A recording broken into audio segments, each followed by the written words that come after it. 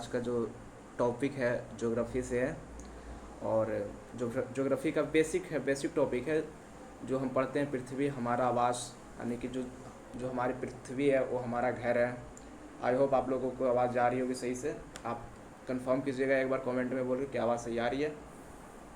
जी भाई जी, जी thank you. चलिए next question की ओर बढ़ते हैं, सेशन को ज़्यादा लेट नहीं करते हैं। छोटी सी क्लासेस होने वाली है आज। चलिए देखते हैं। चलिए ओके ओके भाई, ओके नेक्स्ट क्वेश्चन की ओर बढ़ते हैं। हाँ थोड़ा सा जूम कर देते हैं ताकि आपको सही से दिख पाए। हम्म, चलिए चलिए सही है। चलिए नेक्स्ट क्वेश्चन इस प्रकार है, पृथ्वी को क्या कहा जाता है? ऑप्शन ए लाल ग्रह, ऑप्शन बी नीला ग्रह, ऑप्शन सी गैस ग्रह, ऑप्शन डी ठंडा ग्रह। तो हम जो हमारी पृथ्वी है उसे हम क्या कहते हैं? हमारी पृथ्वी कैसी ग्रह है? तो चलिए कमेंट में बताइए अपना अपना आंसर क्या क्या है। चलिए बिल्कुल राइट, नीला ग्रह। हम पृथ्वी को नीला ग्रह के नाम से जानते हैं। चलिए नेक्स्ट क्वेश्चन की ओर चलते हैं। हाँ तो नेक्स्ट क्वेश्चन इस प्रकार है, पृथ्वी पर जीवन संभव होने का मुख्य कारण क्या है? ऑप्शन ए चंद्रमा, ऑप्शन बी वायुमंडल और जल, ऑप्शन सी सूर्य की दूरी और ऑप्शन डी पहाड़। बताइए इसका राइट आंसर क्या होगा?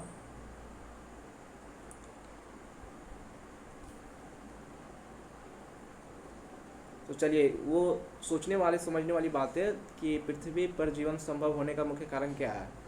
तो चंद्रमा, ऑप्शन ए में चंद्रमा। चंद्रमा से हमें क्या कुछ फ़र्क नहीं पड़ सकता, चलो ठीक है रात में है ये वो जो भी हो, और स्टोरी बनाने के लिए चीज़ें सही है, बट जीवन के लिए उतना उत्तरदायी नहीं है चंद्रमा। हो सकता है सूर्य की दूरी, तो चलो सूर्य की दूरी, सूर्य कितनी भी दूरी क्यों ना हो वो हमें प्रकाशित करते रहे, बस हमारा उतना ही काम है। बस इतना हमारे यूज़फुल हो सकता है। अब पहाड़, पहाड़ ना भी रहेगा, हम स्थल पे रह रहे हैं, पहाड़ हमारे पास नहीं है, फिर भी ज़िंदगी काटी जा सकती है। तो वायुमंडल और जल is the most important. Option B वायुमंडल और जल, बिल्कुल B is the right answer. चलिए नेक्स्ट क्वेश्चन की ओर बढ़ते हैं। तो नेक्स्ट क्वेश्चन इस प्रकार है, पृथ्वी सूर्य के चारों ओर घूमने में कितना समय लेती है? चलिए जल्दी जल्दी बताइए। लाइक और शेयर एंड सब्सक्राइब करते रहिए आप लोग भाई, प्लीज़ सपोर्ट सपोर्ट दिखाइए अपना।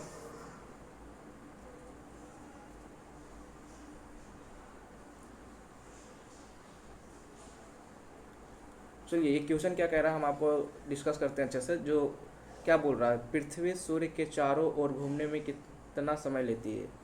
जो सूर्य है, हमारे जो सूर्य दादा हुए, और जो सूर्य दादा हुए, इसे हम लोग बचपन में कहानियाँ सुने होंगे किसी किन्हीं ना किन्हीं के थ्रू, कि जो हमारे सूर्य है उनके चक्कर पृथ्वी, हमारी जो अर्थ होती है पृथ्वी, वो सूर्य वो सूर्य के चक्कर कितनों दिनों में लगाती है, यानी कितने समय में लगाती है। तो हम ये कह सकते हैं कि जिसे कहते हैं एक साल, लीप ईयर, 365 डेज, जो भी हो। हाँ नॉर्मल डे 365 और लीप ईयर 366। तो इसका is the right answer option B.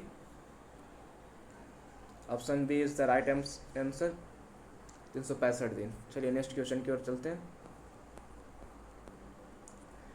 पृथ्वी अपने अक्ष पर घूमने में कितना समय लेती है?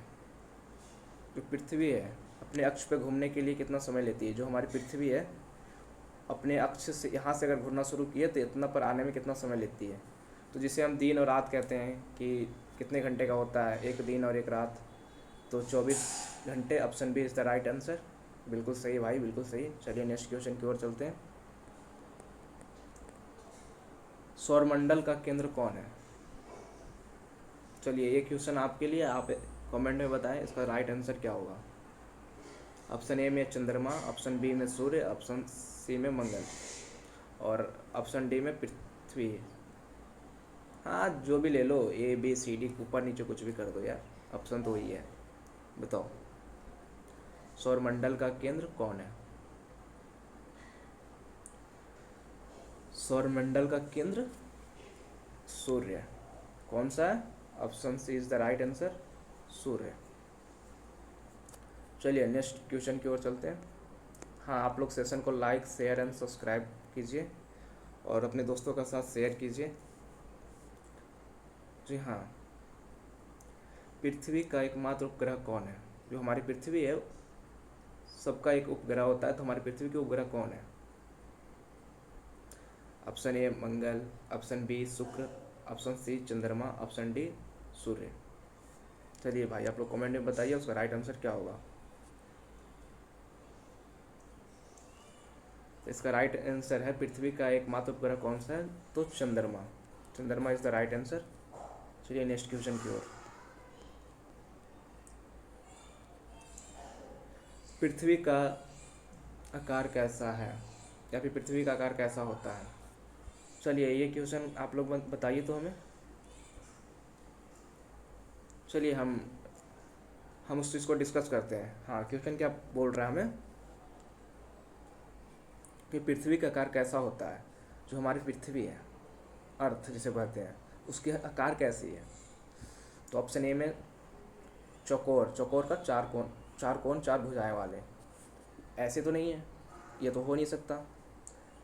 और ऑप्शन सी क्या बोला? त्रिकोण, त्रिकोण में त्रिभुजाकार, त्रिभुजाकार नहीं है। सपाट, सपाट भी नहीं है।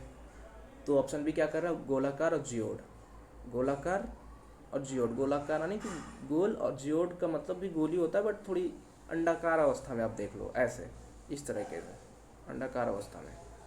हाँ, तो ऑप्शन बी गोलाकार और geode is the right answer.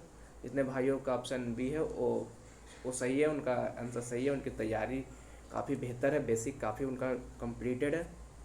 चलिए नेक्स्ट क्वेश्चन की ओर चलते हैं। पृथ्वी पर कितने महाद्वीप हैं? बताइए आप लोग। काफ़ी हल्का क्वेश्चन है, ज्योग्राफी का बेसिक मतलब कि जो होता ना कि हम लोग शायद स्टार्टिंग जब ज्योग्राफी पढ़ना शुरू करते हैं उस टाइप का क्वेश्चन है वो। तो हमें लगा कि हमारी ज्योग्राफी की फ़र्स्ट क्लास है, यूट्यूब की फ़र्स्ट क्लास है, तो थोड़ा नॉर्मल चीज़ों से स्टार्ट करते हैं, ताकि देखते हैं कि कितने भाइयों को पसंद आता है। उस हिसाब से आप लोग कमेंट में ज़रूर बताइएगा कि नेक्स्ट किस चीज़ का लाना है, करंट अफेयर, अदरवाइज़ कुछ भी जो भी हो आप लोग कमेंट में बताइएगा। जो भी आपकी डिमांड है उसकी तरीके से पूरी की जाएगी। और हमारे साथ तीन तीन टीचर और भी हैं जो साइंस का काफ़ी बेहतरीन टीचर है, मैथ पढ़ाते हैं, और एक इंग्लिश के टीचर है। तो आप लोग ज़रूर बताइएगा कि आप लोग क्या पढ़ना चाहते हैं फर्स्ट टाइम, और टाइम बताइएगा कि हम एक दिन यूट्यूब पे लाइव आएंगे। जल्दी से सब्सक्राइब करो भाई आप लोग, ताकि हम यूट्यूब पे लाइव आ पाएँ और आपसे खुल के डिस्कस कर पाएँ। चलिए तो क्वेश्चन का आंसर बताइए। क्वेश्चन नंबर 8, पृथ्वी पर कितना महाद्वीप है? तो बहुत सारे बच्चों या फिर बहुत सारे भाइयों को एक कन्फ्यूज़न होता है कि पृथ्वी महाद्वीप क्या है, मतलब महाद्वीप। तो जो बच्चे पढ़ रहे हैं, प्रॉपर तैयारी कर रहे हैं, उनको तो वो तो श्योर है महाद्वीप और महादेश, महासागर किसे कहते हैं। बाकी जो बच्चे थोड़ी कन्फ्यूज़ हो जाते हैं, जो भाई थोड़े कन्फ्यूज हो जाते हैं, इससे हम डिक्लियर करते हैं इस चीज़ को कि इसका मतलब होता क्या है। चलिए तो क्या कह रहा है, पृथ्वी पर कितने महाद्वीप हैं? एक होते हैं हमारे महासागर, महासागर जो हमारे 5 हैं, ठीक है। और एक होते हैं महादेश, महादेश जो 7 है। भाई महादेश को ही महाद्वीप कहते हैं, या फिर आप महाद्वीप कह लो या फिर महादेश कह लो, सेम सेम चीज़ है, दोनों एक ही चीज़ें है। तो आंसर तो आपको पता ही है, answer C is the right answer. चलिए नेक्स्ट क्वेश्चन की ओर बढ़ते हैं। हाँ, तो नेक्स्ट क्वेश्चन इस प्रकार है, पृथ्वी की सतह का कितना प्रतिशत या फिर कितना भाग जल से ढका हुआ है? तो इस पूरा नॉर्मल क्वेश्चन है, एक बच्चा भी बता देगा। जो ज्योग्राफी का सिर्फ जी जाना हो वो बता देगा। चलिए कमेंट में बताइए उसका राइट आंसर क्या होता है। हम पृथ्वी, हमारी जो पृथ्वी अर्थ है वो कितने प्रतिशत जल से ढका हुआ है?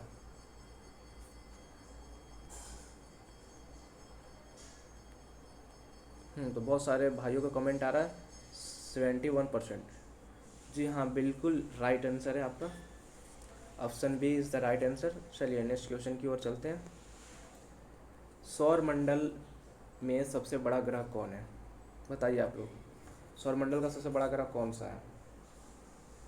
ऑप्शन ए पृथ्वी, ऑप्शन बी शनि, ऑप्शन डी बृहस्पति, option D Mangal.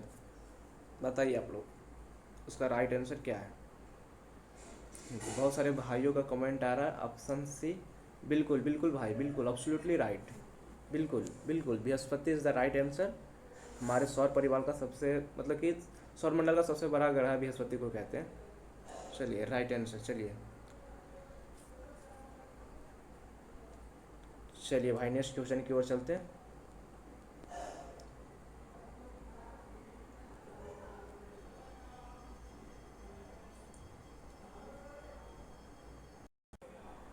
I hope भाई लोग आप लोगों को मज़ा आया होगा हमारे एक छोटे से सेशन में।